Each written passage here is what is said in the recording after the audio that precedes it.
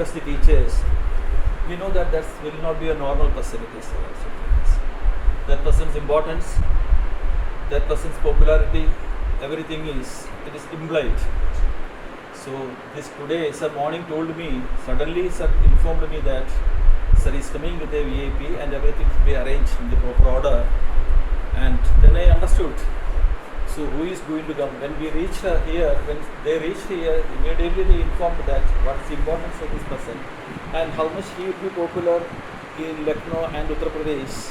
That really sir knows it. That is why sir has taken this matter very seriously, and he told that everything should be arranged in a proper, serious sense, and he is going to inspire the teachers through some of his motivational speech that is also being told by sir.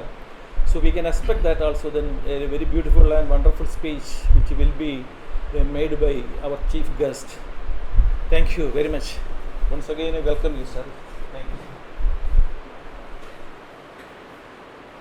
मेरे को ना भी कहे तो मैं आ जाता। जैसे programme के मुताबिक आप मेरे को बुलाते तो मैंने कहा मैं खुद ही आ जाता हूँ, कोई जिसको कोई नहीं बुलाता वो आ जाता अपने आप। तो प्रिंसिपल साहब जीवन जी, वाइस प्रिंसिपल मंजू जी, अब मेरे को नाम याद है आपका, ठीक है, और मेरे सारे जितने भी टीचर्स हैं, ये टीचर्स जो हमारे हैं ये हीरे हैं।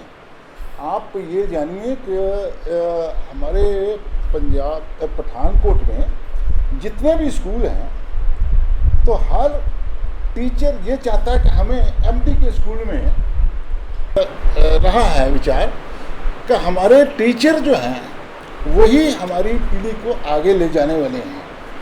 आज भी हम अपने देखिए, आज मेरी एज जो है वो 72 साल की है। वैसे मेरी बीवी कहती है अब 71 कहा करो, क्योंकि 72 अभी 2 महीने के बाद हो गए, तो फिर भी मैं अपने आप को 72 कहता हूँ, तो मेरे को अच्छा लगता है, मैं सीनियर बन रहा हूँ।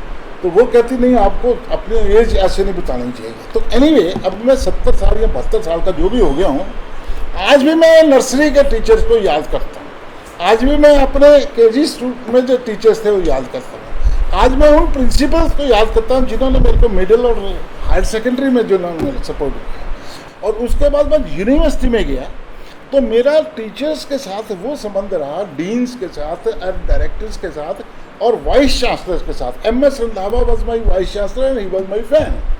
तो मेरे को जो कुछ मिलता रहा वो मैं उसको सीखता रहा, लेकिन ग्रहण मैंने उन्हीं गुरुओं से किया है। और आज भी उन दिनों में साइकिल होता था, हम साइकिल पे जाते थे, कहीं हमारा टीचर आ जाता था हम साइकिल से उतर जाते थे, इतनी हिम्मत नहीं होती थी हमारी भी उसके सामने, हम साइकिल पे बैठ के चले गए, पाँव छूते थे। और आज भी कोई मिल जाए तो मैं पाँव छूता हूँ, इसमें कोई मेरे को बुराई नहीं। और आप लोग तो एग्जाम्पल सेट करते हैं अपने बच्चों के लिए, क्योंकि जो आप करेंगे आपको फॉलो करते हैं। आपको ये नहीं पता कि घर में जाके आपकी नकलें लगाई जाती हैं। जो टीचर्स होते हैं उनके नाम डाले होते हैं बच्चों ने, भाई वो थीटा है, वो गामा है, वो ऐसे नाम से वो आपके नाम जैसे जैसे आप बोलते हैं वैसे वैसे आपके नाम, वो लेकिन वो प्यार के नाम होते हैं। वो हो सकता है आपको जब बाद में वो बड़ा भी हो जाए तो वो कहेगा भी ये मैं उसके पास पूरी मैम थी ना, वो कहता कौन पूरी मैम है, अरे वो यार उसका कोई नाम आपका रखा होगा, अच्छा वो है, तो उसके नाम से वो आपको जाने जाते हैं। यूपी क्या पूरे हिंदुस्तान के वो आदमी इनसे परेशान रहते हैं आम तौर पे। वो कोई भी है, ये नहीं भी एक पार्टी, सभी पार्टियों का ये चिट्ठा काटते हैं। और जो चीज़ समाज के लिए अच्छी है ये उस पर चर्चा करते हैं, परिचर्चा करते हैं। हो सकता है आज के बाद आप भी ये देखने चले, किसी को इंटरेस्ट आएगा किसी को नहीं आएगा, क्योंकि वहाँ पे फिल्मी कहानियाँ तो नहीं होती, लेकिन वो चर्चाएं जो होती है वो सुनने से आपका एक ज्ञान बढ़ता है और आपको डिफरेंट व्यूज़ मिलते हैं। मैं ये कहता हूँ आप अपने दिमाग को कभी बंद नहीं करना, भी मैंने एक खिड़की बंद कर ली, मैंने इसकी बात सुननी नहीं, लेट अस ओपन इट। क्योंकि इन्हीं के प्लेटफॉर्म पे कई आदमी ऐसे हैं जो इनके अगेंस्ट बोलते हैं और कई आदमी ऐसे हैं जो इनके अगेंस्ट किसी और के अगेंस्ट बोलते हैं, या अपने अपने व्यूज़ देते हैं बिना किसी लड़ाई के, बिना किसी झगड़े के, और तू मैं नहीं होती। वो अपने और बैठे ये लखनऊ में हैं, कोई दिल्ली में बैठा है, कोई बॉम्बे में बैठा है, और बड़े बड़े पत्रकार वो इनका एक सिस्टम है उस पर जुड़ जाते हैं और वो करते हैं उसको आगे क्या कहते हैं आप उसको क्या कहते हैं आप उसको डाल देते हैं। तो मैं अब इससे ज़्यादा कुछ नहीं कहूँगा, अब आगे यही है। तो आपका आना मुबारक बात है, आपकी तस्वीर इन आंखों में है और दिल में प्यार की सौगात है। Welcome Sanjay ji, thank you.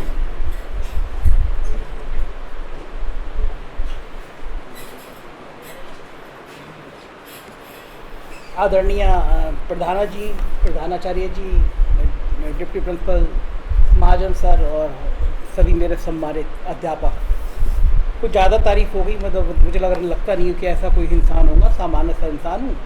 और सर ने कह दिया बहुत ख्याति आती तो सब अपने आप होती चली जाती है जीवन में, है ना। वो आपके स्कूल में घुसा तो मुझे बड़ा अच्छा लगा, रामचरितमानस का आपने वो भाई के ऊपर लगा रखा है कि भाई साथ होगा तो जीवन में हम कर सकते हैं, परिवार की मजबूती। आमतौर पे मैं जो इन स्कूलों में देखता हूँ तो ज़िंदगी में वो इंग्लिश के बड़े बड़े स्लोगन लगे होते हैं। ज़िंदगी में भी ये होता है कि हम अपने चेहरे के ऊपर एक आवरण ढक लेते हैं, मतलब हिंदी बोलने वाला इंसान बहुत अच्छा होता नहीं है। अंग्रेजी स्कूल में जाओ तो सिर्फ अंग्रेजी में। तो बहुत मुद्दत के बाद मैं एक स्कूल में आया हूँ जहाँ पे मुझे घुसते ही रामचरितमानस की और वो लाइनें नज़र आई जो परिवार को जोड़ती हैं, क्योंकि इस समय परिवार को जोड़ना, समाज को जोड़ना सबसे बड़ा काम है। तो यश तो अपने आप मिलता है ना कि जीवन मरण, यश अपयश, लाभ हानि सब विधि के हाथ। तो मुझसे कहा गया कि सर जब टीचर्स के साथ संवाद करना है तो मेरी जान सूख गई। बचपन से अब तक टीचर ही ऐसा है जिसके मारे आदमी को खौफ लगता है। तो वो है ना कि गुरु गोविंद दो खड़े काके लागो पाओ, बलिहारी गुरु आपने गोविंद जी बताए। तो आप सबको नमन है, क्योंकि आप सच में हिंदुस्तान का निर्माण कर रहे हैं आप लोग, और आप सच में आने वाली पीढ़ी का भाग विधाता है। और मैं बचपन से ये देखता आया हूँ, मैंने अभी तक देखा है कई परिवारों में जो छोटे बच्चे होते हैं, जब निकल रहे थे अभी मैं देख रहा था, उनके लिए आप ईश्वर हैं। कभी कभी होता है कि आप गुस्से में आई हैं, आप कुछ और काम कर रही हैं, और कभी कभी कुछ गलत भी बता दिया होता है, और घर पे जाते हैं पेरेंट्स कहते हैं नहीं इसकी स्पेलिंग ये नहीं ये होगी, इसका गणित का फार्मूला ये नहीं होगा। तो वो बच्चा, छोटा बच्चा अभिभावक से लड़ता है कि अरे आप नहीं जानते, मैडम ने बताया था। तो उसके लिए माँ बाप से बड़ी चीज़ मैडम है। तो आप जिस मद से इतने एक्चुअल में इतनी सारी मैडम के बीच में सर भी मैडम जैसे लग रहे हैं। वैसे भी जहाँ महिलाएं बोलती हैं वहाँ सर तो बोल ही नहीं पाते होंगे, तो स्वाभाविक है। और महिला शक्ति ज़्यादा मजबूती के साथ है। तो आप जो कहते हो वो उसके मन में बचपन से और फिर बड़े होने तक वो शब्दशः उसकी आत्मा में बस जाता है। और जैसे सर ने कहा कि टीचर्स के नाम में टीचर्स की कल्पनाएं हैं, तो बचपन में जो बच्चा आता है, जो नर्सरी से रोता हुआ बच्चा आता है, तो उसके लिए वो ईश्वर वाला जो रूप होता है वो टीचर्स होते हैं, फिर वो बाद में इंजीनियरिंग, मेडिकल, जहाँ पे भी जाए। तो दरअसल देखा जाए तो आप उस किसी भी बच्चे की, किसी भी नौजवान की अगर नींव का पत्थर है तो वो आप लोग हैं। समाज जिस विकृति से गुजर रहा है या देश जिन हालातों से गुजर रहा है वो अभूतपूर्व है। अभूतपूर्व सामाजिक दृष्टिकोण से इसलिए क्योंकि हम लोगों ने अपनी ज़िंदगी को बहुत संकुचित कर लिया है। मैं शब्द आ गया है कि मेरा कितना बड़ा एम्पायर होगा, मेरी बड़ी गाड़ी होगी, मेरा बड़ा मकान होगा, मेरा समाज में कितना स्थान होगा। हम वाली फीलिंग ख़त्म होती जा रही है कि हम एक सामाजिक परिवेश हैं, हम एक सामाजिक माहौल में रहते हैं, हम एक समाज की चिंतन करते हैं। तो वो जो हम वाला कंसेप्ट मैंने आके देखा कि आपने परिवार वाली बात की, तो मुझे बहुत अच्छा लगा। एक चैनल चलाता हूँ लखनऊ से, नाम है उसका 4 PM न्यूज़ नेटवर्क। न्यूमेरिकल 4 डालेंगे आप, 4 और PM संजय शर्मा डालेंगे तो वो यूट्यूब पे आ जाएगा। आप लोगों में से कोई चाहे तो सब्सक्राइब कर लीजिएगा, ये वाला प्रोग्राम भी उसमें मैं डालूँगा।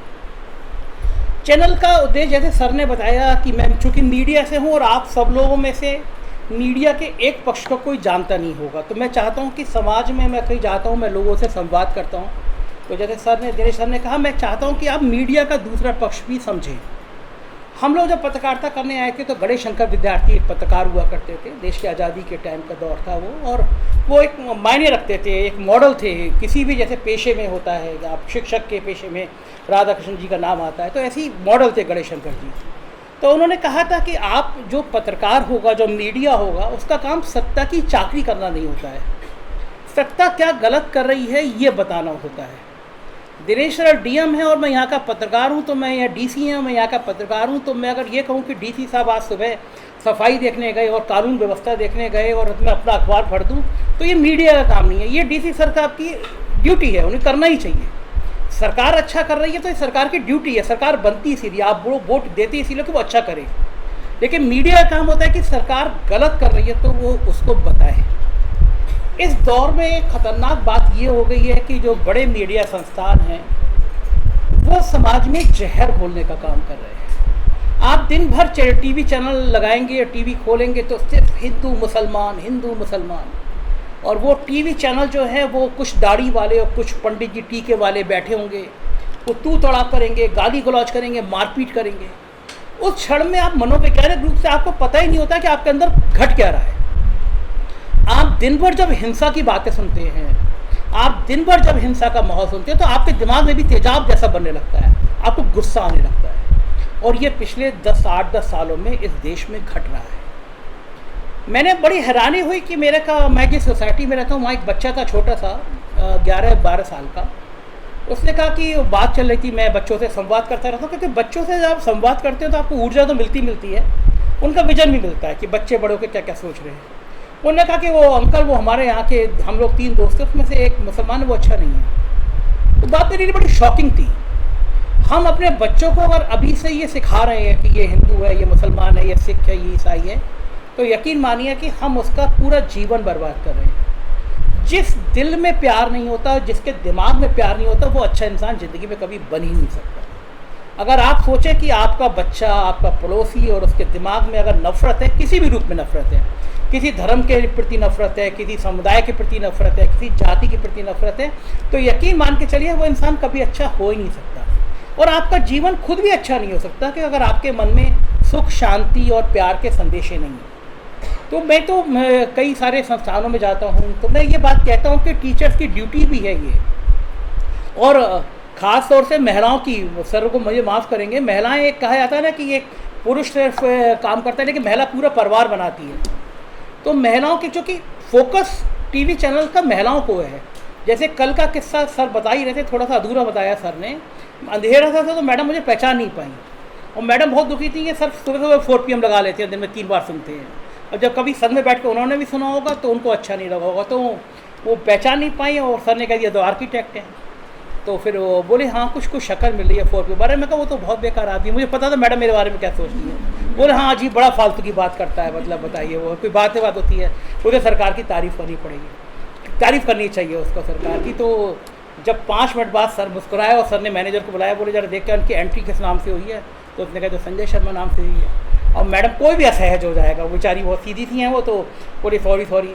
मैं कहा नहीं आपने सही कहा, चूँकि समाज के एक वक्त में मैंने उनसे पूछा कि आपको क्या ख़राब लगता है, मुझ में क्या चीज़ ख़राब लगती है, और मैंने सहज किया कि कोई बुरा नहीं है। आपने बोला, मुझे अच्छा लगा कि 40 देश में 40% एक विचारधारा हो गई है और 60% एक विचारधारा हो गई है। मैं खुला कहूँ तो 40% लोग मोदी जी को पक्ष में करते हैं और 60% लोग मोदी जी की आलोचना करते हैं। ये देश बट गया है, एक विचारधारा न्यूट्रल नहीं होता। जैसे हम कहते हैं कि ये मैं पत्रकार हूँ, तो एक जन मुझसे बोले कौन सी पार्टी के हो, तो वो पत्रकार भी पार्टी का हो गया है कि मतलब वो पत्रकार रह ही नहीं गया है। तो मैंने मैडम से सहज भाव से पूछा कि आपको क्या ख़राब क्या लगता है। तो मैडम बोली नहीं आप कभी मोदी योगी की तारीफ़ किया करो ना, वो लोग अच्छा काम कर रहे हैं। तो फिर मैंने उनको समझाया, जो बात मैं आपको समझाना चाह रहा हूँ, खेल क्या होता है मीडिया का। जैसे मैं उत्तर प्रदेश से आता हूँ, उत्तर प्रदेश की सरकार जिस समय कोरोना काल चल रहा था, उस समय उसने जो टीवी चैनल और जो अखबार हैं उनको 1000 करोड़ रुपया बांटा। आप रकम सोच सकते हैं, जिस काल में 80% लोगों को 2 वक्त की रोटी नहीं मिलती, उस समय 1000 करोड़ रुपया टीवी चैनल अखबार को दिया जाता है। और ये इसलिए दिया जाता है कि बस तुम्हें माहौल बनाना है। तुम्हें अगर मंदिर के नीचे, ज्ञानवापी मस्जिद के नीचे कोई फुब्बारा निकल आया तो तुम्हें दिन भर बहस करनी है, शिवलिंग है, फुब्बारा है, गाली गलौज करनी है, जिससे समाज में एक वातावरण बन जाए और एक विचारधारा मजबूत हो जाए। अब मैंने मैडम से कहा कि मेरे लिए बड़ा सहज है, मुझसे भी कहा गया कि हर साल आप 10 करोड़ रुपये 15 करोड़ रुपये लीजिए, ये आप जो बोल रहे हो ना ये मत बोलो। तो मैंने कहा कि जब इतिहास लिखा जाएगा, एक छोटा सा किस्सा बताता हूँ रामचरितमानस का, आपको याद आए, लिखा है तो मुझे याद आया कि जब भगवान श्री राम जा रहे थे तो पुल पे, जब एक पुल बन रहा था श्रीलंका पे, तो एक चींटी रेत का कण दबा के जा रही थी। तो उसे पूछा गया कि तुम ये कण लेके जा रही हो, कैसे पुल बन जाएगा। तो उसने कहा कि पुल बने ना बने, जब इतिहास लिखा जाएगा तो लिखा जाएगा कि मैंने भी उसमें योगदान दिया। तो मैंने मैडम से कहा, मैडम 15 करोड़ रुपया किसी को बुरे नहीं लगते, हर साल मैं भी बहुत बड़ी गाड़ी से घूम सकता हूँ, दिन भर हवाई जहाज में रहता हूँ, बहुत अच्छा रहता है। लेकिन जब मैं रात को सोऊंगा तो मैं कहूँ, ये मन में मेरे आएगा कि मैंने इस मुल्क में हिंसा बढ़ाने वाले लोगों में एक मैं भी था, और कहीं किसी की मौत होगी, किसी का गला काटा जाएगा, तो उसमें एक अंश मेरा भी होगा। तो इस देश में आज एक विचार पैदा हो रहा है कि गांधी की विचार को, नेहरू के विचार को ख़त्म करना है।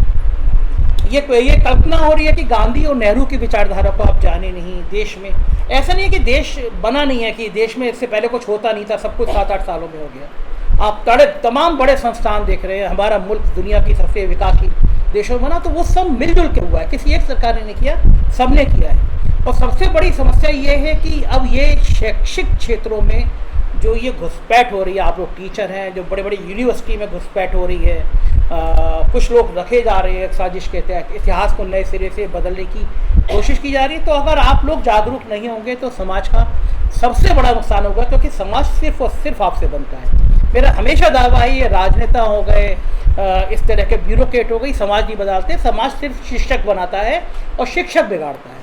उसकी विचारधारा ठीक होगी तो समाज का कोई खराब राजनीति दल हो, कोई खराब व्यक्ति हो, कुछ नहीं कर सकता, क्योंकि इस देश का मजबूत आधार शिक्षक है।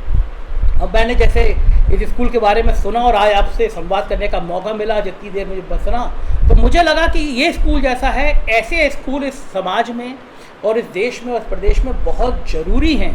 क्योंकि ऐसे शिक्षक जो इतने खुले मन से सोचते हों, जिनके स्कूलों में इतनी अच्छी अच्छी लाइनें लिखी रहती हों, जिनकी विचारधारा अच्छी हो, तो निश्चित रूप से वो समाज का वातावरण अच्छा बनाने में कामयाब होंगे। और मेरे को यकीन है इस स्कूल में आके मैं दोबारा कभी पठानकोट आने का मौका मिला तो ज़रूर आऊँगा। सर से भी मुलाकात बिल्कुल नाटकीय अंदाज में हुई। सर सुनते रहते थे और मैडम नाराज़ होती रहती थी, क्यों सुनते हो। सर मुझसे मिलना चाहते थे, उन्होंने फेसबुक पे लिखा कि कोई 4PM यूथ नेटवर्क वाले का नंबर पूछ सकता है। तो किसी ने नंबर दिया होगा, तो सर का फ़ोन आया और सर ने बातचीत शुरू हुई। अभी 1-1.5 महीने पहले की बात है। मैं दिल्ली आया हुआ था, दिल्ली में मुलाकात थी, बोले चलिए पठानकोट। मैं भी मस्त मौला हूँ। मैं घर से निकलता हूँ, वाइफ पूछती है वापस कब हो गए, मैं कहा मुझे खुद नहीं पता होता है, और मुझे वाकई नहीं पता होता है कि अगले किस शहर में मैं चला जाऊँगा। जहाँ जाता हूँ लोगों से मिलता हूँ, सब बात करता हूँ। तो मैं पठानकोट आ गया और शायद देखिए हर चीज़ लिखी होती है। मेरा ये बड़ा यकीन मानना है कि आपके जीवन में जो कुछ घट रहा होता है वो लिखा होता है। तो मेरे तकदीर थी, मेरा भाग्य था कि मेरे को इतने योग लोगों के बीच में आज बैठना था, संवाद करना था। तो मैं आपके बीच में आ गया। अब समय इसलिए नहीं लूँगा क्योंकि आप लोगों की छुट्टी हो गई होगी, घर जाने की जल्दी होती है टीचर को। मेरी वाइफ टीचर है तो मुझे पता है कि जो छुट्टी होती थी तो कितना जल्दी भागने की कोशिश करते थे। आप लोगों में से अगर कोई मीडिया को लेकर कोई सवाल मुझसे पूछना चाहे तो पूछ सकते हैं। आपके मन में, जहन में मीडिया को लेकर जो भी सवाल हो निसंकोच कुछ आप पूछ सकते हैं, अगर किसी के मन में हो मीडिया के स्वरूप को लेकर। जी बिल्कुल मैम, प्लीज़। कल या परसों में मैंने किसी से सुना कि जो अडानी जी हैं उन्होंने 11 चैनल्स खरीदे हैं। अंबानी जी के पास 51 चैनल्स हैं, उसका क्या मतलब है? मैं आपको बता दूँ। देखिए, जब मैं इस देश का, मान लीजिए मैं इस देश का प्राइम मिनिस्टर हूँ या एक विचारधारा का पोषक हूँ, तो जो मैंने जैसे कहा उसका ये होता है कि हमें सारे मीडिया पे कब्जा करना है। क्योंकि मीडिया ही, आप यकीन मानिए कि आप कितना भी सोच रहे हो, मीडिया आपको 24 घंटे बाद जब सारे चैनल दिख रहे होंगे तो वही माहौल होगा। आप लोगों में तो पता ही नहीं होगा कि 2014 के आसपास के बाद के अंबानी जी को कोई मतलब नहीं होता है कि कौन अखबार चल रहा है, क्या चैनल चल रहा है, अंबानी जी को क्या मतलब। लेकिन अंबानी जी को लगा कि ये जो ETV चल रहा है, ये CNBC आवाज़ चल रहा है, ये बहुत बड़ा वर्क देखता है। तो आपको पता ही नहीं होगा कि उन्होंने चुपचाप वो सारे चैनल खरीद लिए। अब वो जो अंबानी जी का चैनल है नेटवर्क 18, वो उस पर बड़ा लिख के आता है कि आखिर ये मस्जिद के नीचे से खोदी जाएंगी कब्रें और निकलेगा जिन्न, और हिंदुस्तान कर देगा क्रांति। वो दिन भर थंबनेल लगा के वो इस तरह की डिबेट कराते हैं। उनका मकसद होता है कि एक विचारधारा तैयार हो जाए जो बहुत उग्र हो और वो सपोर्ट करे। फ़ायदा क्या होता है कि जैसे मैंने बताया कि 1000 करोड़ रुपए उत्तर प्रदेश में एक साल में दिया गया, उसमें सबसे ज़्यादा पैसा अंबानी जी के चैनल को दिया गया। अब आजकल अंबानी जी में और अडानी जी में कंपटीशन चल रहा है।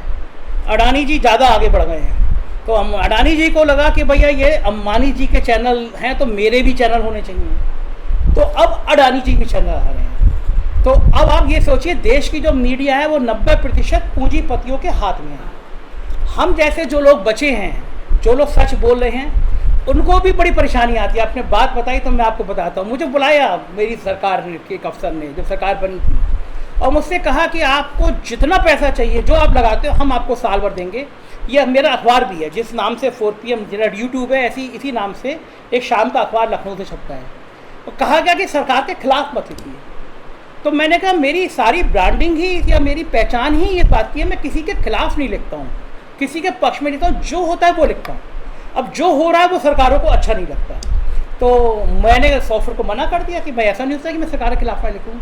उसके 6ठे दिन के बाद एक इंस्पेक्टर आता है और बोलता है कि आपके खिलाफ एक आर्थिक अपराध अनुसंधान की जांच सेटअप कर दी गई है। उत्तर प्रदेश में विजिलेंस को EOW बोलते हैं, आर्थिक अपराध अनुसंधान। 6 इंस्पेक्टरों की जांच 1 साल करती रही मेरे परिवार को परेशान करने के लिए। एक स्पेशल टास्क फोर्स होती है वो लगाई गई, मेरे ऑफिस पे 2 बार हमले हुए, और जो विज्ञापन मिलते हैं सरकारों से वो हर साल हर अखबार को लाखों करोड़ के मिलते हैं। मेरे को 5 साल में कोई विज्ञापन नहीं दिया गया, एक सरकारी मकान था वो पुलिस लगा के खाली करा दिया गया। तो मैं मैम को बात अधूरी लगी, मैं मैम को यही समझा रहा था कि एक तरफ मेरे पास में इतना करोड़ों रुपए का ऑफर है और एक तरफ सरकारों के साथ ना मिलने का नुकसान यह है कि एक पीछे पुलिस लगी हुई है, आपकी जान का भरोसा नहीं है। लेकिन एक समाज है, 135 मुल्कों में मेरा टीवी चैनल देखा जाता है, 4 लाख सब्सक्राइबर होना एक बड़ी पूंजी होती है किसी भी यूट्यूबर के लिए जिसके पीछे कोई बहुत बड़ी बैकग्राउंड नहीं है। आप बाकी चैनल देखते हैं उनकी टीम होती है, मेरे पास कोई बैकग्राउंड नहीं, मैं हूँ, मेरी टीम लखनऊ में काम करती है, अच्छी सी मेहनत कश टीम है मेरी। तो लेकिन लगातार मेरे 1000 सब्सक्राइबर रोज़ बढ़ते हैं क्योंकि लोगों को लग रहा है कोई तो सच बोल रहा है। तो आपने जो सवाल उठाया बहुत मौजूद है ये, और बहुत इम्पोर्टेंट है और समाज के लिए बड़ा खतरनाक है कि ये उद्योगपति जो आ रहे हैं वो केवल इसलिए आ रहे हैं कि वो एक विचारधारा का पोषक बने, समाज में नफरत फैलाएं। और एक खतरनाक बात और है, आप अगर मान लीजिए उस विचारधारा के विरोधी हैं तो आप उन टीवी चैनल को, जैसे हम भी गोदी मीडिया कहते हैं उनको, तो आपका जो चैनल में बोल रहा है आपका गुस्सा उसके प्रति आता है, भाई ये दीपक चौरसिया खराब है, ये अंजना ओम कश्यप खराब है। वो बेचारे तो मोहरे हैं, मैं अखबार का मालिक हूँ, तो मेरा जो एंकर होगा मैं उससे कहूँगा कि भाई महाजन जी के खिलाफ खबर दिखानी है तो वो बेचारा दिखाएगा, उसके मन में हो या ना हो दिखाएगा। असली खेल अखबार के चैनलों के मालिकों का और सरकार का है। सरकार उनको हजारों हजार करोड़ रुपया देती है। आप कल्पना करिए कि एक चैनल आप चल गया तो वो हजारों करोड़ का मालिक है, सरकार उसके हाथ में है, वो तय करता है कौन मंत्री आयोग बनेगा कौन नहीं बनेगा, वो प्राइम मिनिस्टर के साथ सीधे संवाद करता है और इसको बता दिया जाता है कि तुम्हें इस नीति का, आप सोच सकती हैं रुपया अब तक के सबसे न्यूनतम स्तर तक चला गया है। इस बात पे देश के सब टीवी चैनलों पे बहस की जानी चाहिए कि आज़ादी के बाद से रुपए का इतना अवमूल्यन कभी नहीं हुआ। अगर हम रुपया 3-4 रुपया और गिर गया डॉलर के मुकाबले तो हम श्रीलंका जैसे हालात में पहुंच जाएंगे, आर्थिक मंदी आ जाएगी। इस बात पे टीवी चैनलों पे बहस होनी चाहिए कि हम कर क्या रहे हैं। लेकिन टीवी चैनल में बहस होती है कि नूपुर ने क्या कर दिया, नूपुर ने क्या नहीं करना चाहिए था, हिंदू ने क्या कर दिया, मुसलमान ने क्या कर दिया, सरदार ने क्या कर दिया। ये एक प्लानिंग है। हमारा जीडीपी के सब नियम बदल दिए गए तब भी हमारा जीडीपी सबसे नीचे आ गया। हम 45 साल की सबसे ज़्यादा बेरोजगारी की दर पे खड़े हुए, इतने बेरोजगार कभी हमारे देश में नहीं पैदा हुए। सेना में 4 साल का मॉडल निकाल के अग्निवीर नाम से योजना ले दी गई। आप सोचिए 4 साल का नौजवान नौकरी करके उसको रिटायर कर दिया जाएगा।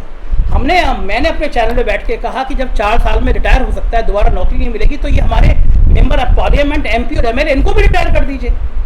एक MLA एक बार बना फिर दोबारा बना, उसको 2-2 पेंशन मिलती है।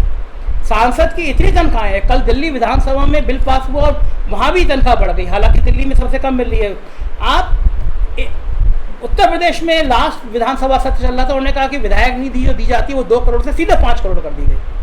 तो आप देश के नेता हैं, नियम आपको बनाने, तो आप तो अपनी पूंजी इकट्ठी कर रहे हैं। और जो नौजवान जिनको बेचारों को 4 साल नौकरी आप कॉन्ट्रैक्ट क्यों दे रहे हैं, आपका सवाल बड़ा महत्वपूर्ण है। वो नौकरी इसलिए दे रहे हैं कि 4 साल सेना उनको ट्रेंड करेगी।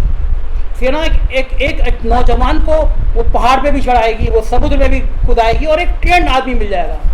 फिर एक सरकार का एक विज्ञापन निकलेगा कि हमको 10,000 सिक्योरिटी गार्ड भर्ती करने हैं और उसी कंपनी को करने हैं जिसके पास सेना के अग्निवीर 5,000 लोग होने चाहिए, और वो 5,000 केवल अंबानी या अडानी ही अपने यहाँ रख सकते हैं। तो सेना के आपके अपने टैक्स के पैसे पे सरकार अंबानी और अडानी के पेरोल पे काम कर रही है।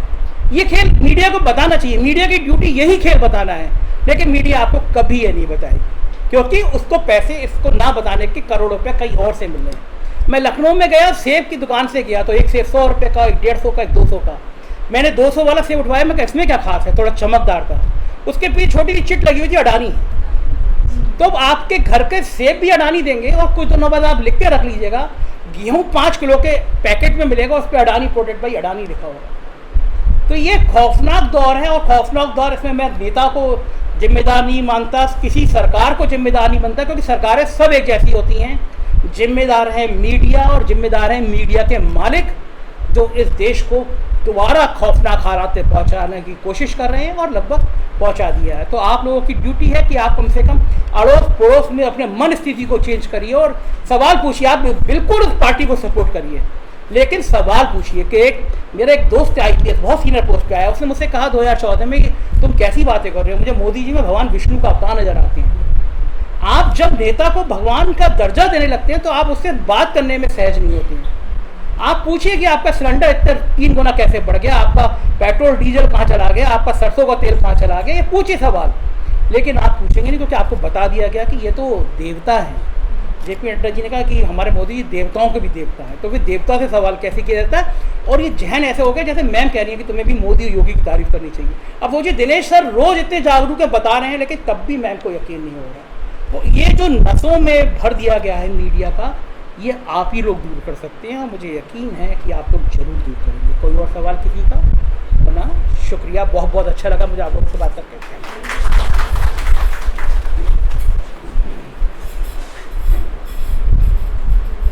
मैं संजय जी, आपका बहुत बहुत धन्यवाद कि आपने इनको मुखातिब किया जो एक्चुअली आगे हमारे भविष्य को संभालने में लगे हैं, और इनकी कोशिश अगर 1% भी कामयाब होती है, और ऐसे स्कूलों में, अलग अलग स्कूल होंगे हर जगह पे, अगर ऐसे भाषण का मतलब ये नहीं, आपको वो रियलिटी पता होनी चाहिए। मैं आपको कहीं भी ये मत समझिए कि मैं इनको इसलिए लाया हूँ कि किसी विचारधारा को चेंज करने के लिए मैं नहीं लाया। आप जिस विचारधारा से जुड़े हैं उसी से जुड़े रहें। मेरा स्कूल और मेरा प्रिंसिपल और मेरा अपना कोई मकसद ये नहीं है कि आप किसी पार्टी के जिससे जुड़े हैं उससे अलग हों, या जिससे आप अच्छा समझते हैं, नेता से अच्छा समझते हैं, अच्छा हों, वैसे ही जुड़े रहें। लेकिन अपने अंदर एक सवाल उठाने का मादा रखिए। आप उससे अगर नहीं पूछ सकते तो अपने आप में पूछिए, एक लिस्ट बनाइए भी क्या इस सवाल के जवाब में ये ठीक है, ये है, नहीं है, तो अपने आप ही आपको रात को जब असर लगेगा तो वो। आजकल जो सोशल मीडिया पे एक आर्टिफिशियल इंटेलिजेंस का दौर चल रहा है। आप किसी भी चैनल में आप जाइए, अपने व्हाट्सएप को आजकल लोग देखते हैं, आप किसी भी YouTube चैनल में आप एक दिन देख लीजिए तो मैंने कीर्तन सुना, तो आप एक सवेरे आप एक कीर्तन को सुन लीजिए, अगले दिन से आप जब खोलेंगे तो कीर्तनों की लिस्ट आपके सामने होगी, क्योंकि वो आपकी आर्टिफिशियल इंटेलिजेंस उसने देख लिया है कि आपका झुकाव इस तरफ है। अगर आप उसमें वो क्राइम पेट्रोल वगैरह देखना शुरू करेंगे तो आपको अनगिनत अगले दिन से आपको कोई अच्छी खबर नहीं दिखाई देगी, वो क्राइम पेट्रोल दिखाएगा। अगर आप चर्चा सुनना चाहते हैं उसके पक्ष में तो आपको उसके पक्ष में दिखाई देगी, और अगर आप उसके विपक्ष में जाना चाहते हैं तो आपको विपक्ष के मिलेंगे। तो इसका मतलब क्या है? मैं समझता हूं कि आप लोग कंट्रोल करते थे बच्चों के दिमाग को, अब आप लोग नहीं कर रहे। आपके दिमाग भी वो लोग कंट्रोल कर रहे हैं जो जिनको ना कभी देखा है आपने, ना कभी देखेंगे। और पहले हमारे वक्त में संजय जी, आपको शायद याद ना हो, आप उम्र में मेरे से काफ़ी छोटे हैं, तो उन दिनों में क्या होता था भी रशिया और USA की तरफ से एक लिटरेचर भेजा जाता था, और रशिया से जो किताबें आती थी वो होती थी स्पुतनिक, और USA से आती थी वो स्पैन या 2-3 और तरीके की किताबें, और उनका चंदा पता है कितना था? 7 रुपया सालाना या 5 रुपये सालाना। और जिस दिन आपने उनका चंदा दे दिया उसके बाद आपके पास रोज़ाना इतने भर के वो मैगजीन्स आती थी जिसमें अच्छी अच्छी फोटोएं होती थी, और हिंदी में बुलाओ, पंजाबी में बुलाओ। तो ये सारा कुछ जो था वो इसलिए होता था। एक मौज रामपुरी ने एक शेर लिखा था उस वक्त कि यूं ही अर्जा नहीं ये किताबें, अर्जा कहते मुफ्त, मतलब उनकी रद्दी बेचते थे तो हमें 50 रुपये मिलते थे, जिसको 1 महीने की जो रद्दी बेचते थे वो 50 रुपये की बिक जाती थी, जबकि वो 7 रुपये साल के हम देते थे। तो यूं ही अर्जा नहीं ये किताबें, हमारा जहन मोड़ा जा रहा है, हमारा दिमाग को उस तरफ ले जाया जा रहा है। तो वो उस वक्त भी आर्टिफिशियल इंटेलिजेंस का रोल था, लेकिन उस वक्त मीडिया नहीं थी। अब मीडिया आने के बाद क्या हो गया, वो और कई गुना नहीं, वो मिलियंस के हिसाब से वो बढ़ गया। अब देखिए ना, ट्विटर को खरीद लिया है उसने, मस्क ने, और कितने बिलियन डॉलर का। उसमें है क्या? लेकिन उसमें है डाटा, आपका डाटा, आपका डाटा, आपका डाटा, मेरा डाटा, इनका डाटा। अब हम क्या खाते हैं, क्या पहनते हैं, उनको ये पता है। हमारी चॉइस क्या है उसका पता है। हमारी बीवी कौन से कपड़े पहनती है उसका पता है। हमारी पिक्चर कौन से हम देखते हैं उसका भी पता है। हम कौन से स्कूल में, हमारी ख्वाहिशें क्या, हम कार कौन सी, आप एक फ़ोटो देख लीजिए कार की, इमीडिएटली आपको कारों के वो सारे डिज़ाइन आ जाएंगे। आप साइकिल देखो, साइकिल के आ जाएंगे। तो इसका क्या मतलब है, हम अब एक बिल्कुल कैदी बन चुके हैं। और ये कैद से अगर छुटकारा पाना है तो अपना दिमाग, अपना जहन खुला रखिए। और जब वो आपका जहन खुला है, आपके अंदर वो विश्लेषण करने की ताकत, कुव्वत है, तो जिसमें आप कहें भी ठीक क्या है और गलत क्या है, तो फिर ऐसे गोदी मीडिया छोड़ के कोई भी मीडिया आ जाए वो आपके ऊपर असर नहीं करेगा। लेकिन जब सवेर से लेकर शाम तक आपने सुनना ही वो घिनौनी बातें हैं, तो वो वही आपके दिमाग में आएंगे। तो इन सभी बातों के साथ साथ मैं संजय जी आपका बहुत बहुत धन्यवाद करता हूँ। प्रिंसिपल साहब और मंजू जी ने जो आपको ये किया, मेरे लिए बड़ी अच्छी लगा। मेरे को इन्होंने ये भी सोच लिया भी आपके लिए फूल भी चाहिए, और ये सारे फूल जो हैं ये आपको सामने बैठ के आपको उसी तरीके से सुनना चाहते थे। तो मैं इनकी तरफ से भी आपका धन्यवाद करता हूँ, और आपके विचार ऐसे आगे चलते रहें, और आपका हमारे साथ जुड़ा रहना एक अच्छी बात है। तो धन्यवाद, थैंक यू वेरी मच।